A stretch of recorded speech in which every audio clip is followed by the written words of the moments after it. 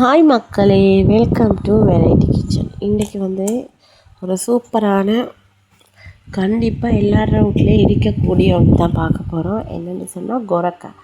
இது மக்களே ஸ்ரீலங்காவில் சிங்களவங்க மிச்சம் பாவிப்பாங்க. நாங்களும் பாவிக்கிறே தான். ஆனாலும் கூடுதலாக இது இல்லாமல் சமைக்கவே மாட்டாங்க சிங்களவங்க. இறைச்சி கறி, மீன் கறி, கண்டிப்பாக அவங்க மீன் கறிக்கு எல்லாம் இந்த கொரக்காவை சேர்த்துக்கொள்வாங்க. சூப்பராக இருக்கும். இது கொரக்கா பழம்.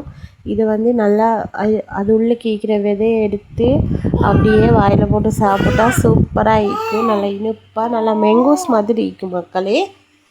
பாருங்கள், இந்த மாதிரி மேங்கோஸ் மாதிரி சூப்பராக இனிப்பு புளிப்பாக அந்த மாதிரி இருக்கும். உப்பு போட்டு தீண்டா சூப்பராக இருக்கும். சொல்லவே தேவையில்லை, சொல்ல போகலே வாயெல்லாம் ஊறுது.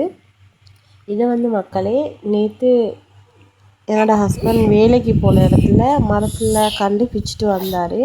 அதுக்காக இப்போ வெயிலில் நல்லா காய வச்சு கலர் மாறங்காட்டிலும் காய வைக்கணும் மக்களே. காய வச்சு ஒரு போத்தலில் போட்டு வச்சா 1 வருஷம் இல்லை 5 வருஷம் போனாலும் கெட்டு போகாமல் இருக்கும். புளி மாதிரி தான், ஆனால் சூப்பராக இருக்கும். இந்த கொரக்கா மீன் கறிக்கெல்லாம் போட்டு நான் சமைப்பேன், அந்த மாதிரி இருக்கும். பாருங்கள் எப்படி ஈக்கி உள்ளுக பார்க்கக்குள்ள பழுத்து போயிட்டு ஈக்கி. இதை எடுத்து ஒன்றொன்றா நல்லா பிரித்து அப்படியே வெயிலில் காய வைக்கத்தான் ஈக்கி.